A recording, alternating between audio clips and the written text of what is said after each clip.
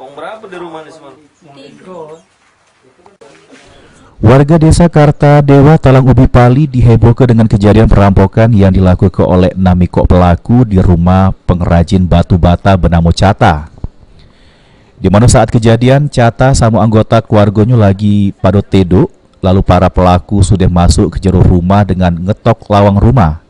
Terus para pelaku berusaha ngembek motor, duit sama handphone punya korban dengan keluarganya.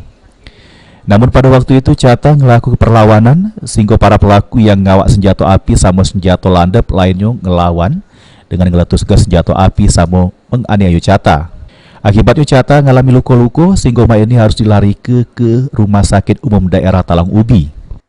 Bu, itu tidak ngeluar peluru tuh, cuma cetek ada bunyi itu baik kan? Betopengnya lagunya?